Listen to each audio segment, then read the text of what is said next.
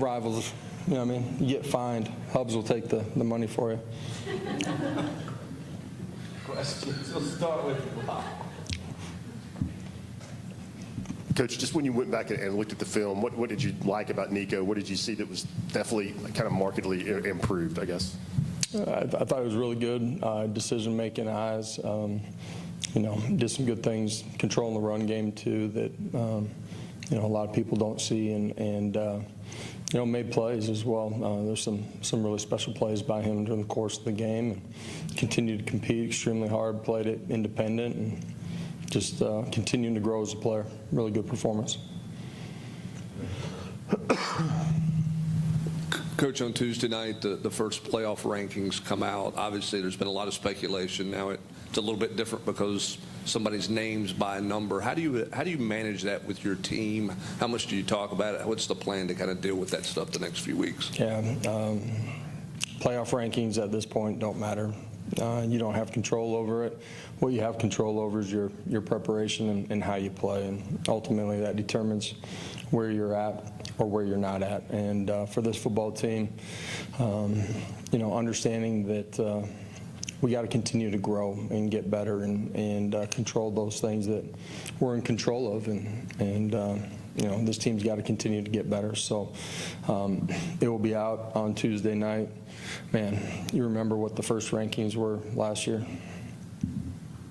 I don't either, right? So it doesn't matter. What they remember is where you finish here as November wraps up.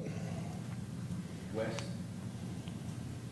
Josh, you talked a little bit about Nico, but specifically some of those throws in the fourth quarter, those third down throws, how important or how impressive is that for someone his age to sort of be that calm and that precise in those moments? Yeah, in those critical moments, him being him, it's needed, but it's also special from a young guy to be able to handle everything that's going on within, the scope of the game. And, that's one of the things that he's done, pretty well throughout the course of the season. There's some things that, I want back, he wants back, but his ability as a young player to go play and being willing to play on the edge, which you have to at that position. It's rare to have a young guy that's able to do that. Austin. Now that you've had a couple of days to go back and look at it, anything operationally that Max is doing to kind of be in the funk he's in? And because he seems like such a confident kid. Like how do you is there anything you can do or anybody can do to kind of talk to him, just to kind of get some of the swagger back? Yeah, if you've seen me kick, you'd know I'm probably not the guy to help him with his swing. So, no, I just, Max hit the ball really well majority of the year, and he hits it that way in practice too. So, for him, resetting from kick to kick, but from week to week too. It's important for him, just like any other player, to have a great week of preparation. And I just think from first kick to the second kick, he kind of overcorrected and kind of did the same thing on the third one too. So go find your groove, hit your sweet spot, and go play ball. Josh, you talked a little bit about Peyton Lewis after the game. What has he done to sort of get himself in position where you guys trusted him to have a whole drive to himself when you guys needed a spark on offense? Yeah, young guy. Just when he came in here, had to have a couple of surgeries and was limited during the course of spring ball and some of summer because of that. Kind of built him throughout the course of training camp as far as the physical part of the game. And for a young guy, he's really mature, really consistent in how he practices, and because of that, he's just continued to grow throughout the course of the season. It's a great example of special teams for young guys being an awesome launching point at times, gain confidence, understand the speed and the flow of the game, and he went in the other night and it was seamless for him. Sam in the back. seems like Will Brooks is always in the right place at the right time. Has he always had that kind of instinct, or has he grown? Is that something that's grown throughout his time here? I think his growth in the understanding of what we're doing, allowing his physical traits to take over and make some of the plays that he has, it's tying all of those things in together. But Brooksy's, man, one of the hardest workers on the football team, willing to do anything and everything. Previous years, you guys have seen how important that he is to the special teams part of it. And guys like that, when they get their opportunity, they typically go take advantage of it like he has up until this point. We're going to need him to continue to make plays as we go down the stretch. Adam and Ben. Josh, you've talked about growing and getting better late in the season. How much of a factor is his success to this point in that? Some teams don't get better in the last month of the season. The fact that you guys are where you're at, does that help?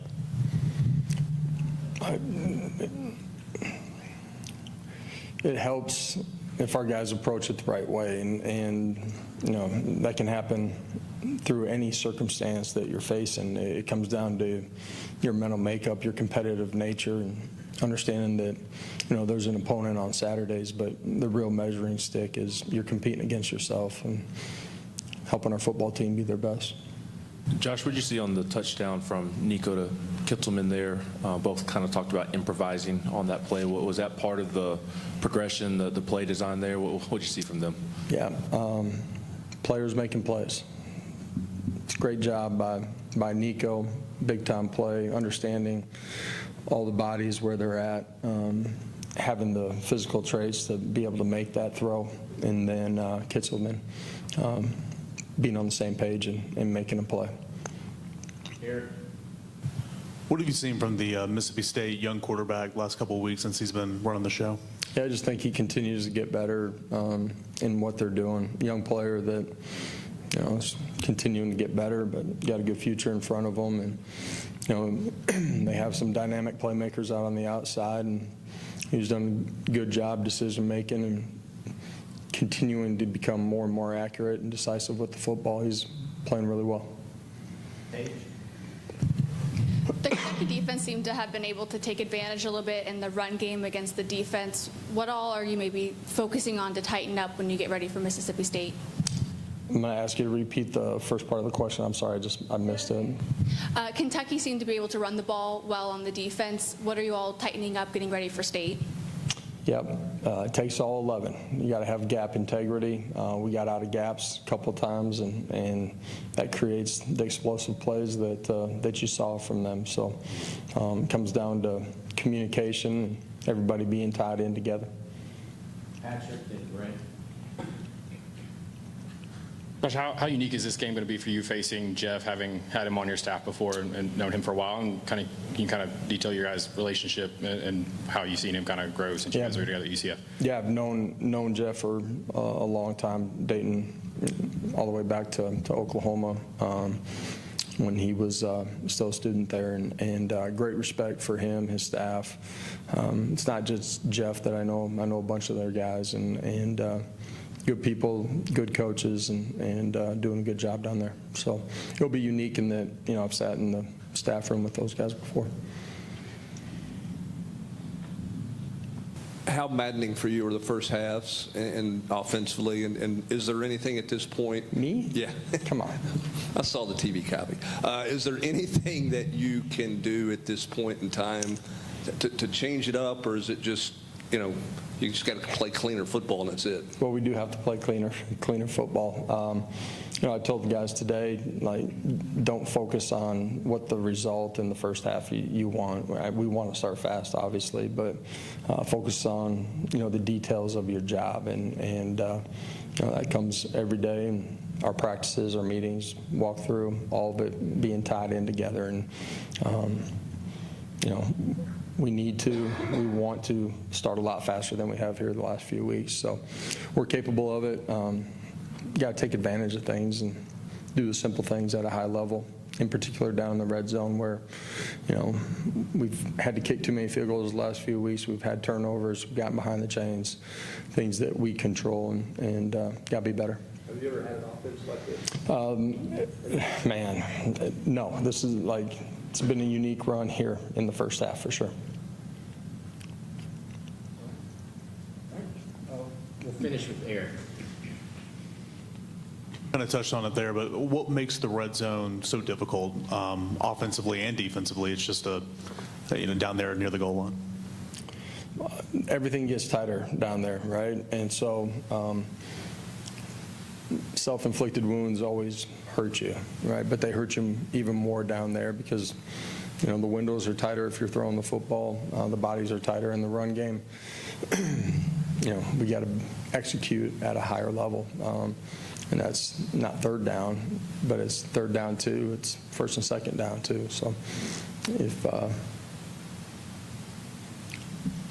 it's like not major things, major overhauls. Sorry, I paused there just to make sure I was phrasing it the right way. It's really ordinary things, and we can do that. We control that. Okay, appreciate it. Have a great day.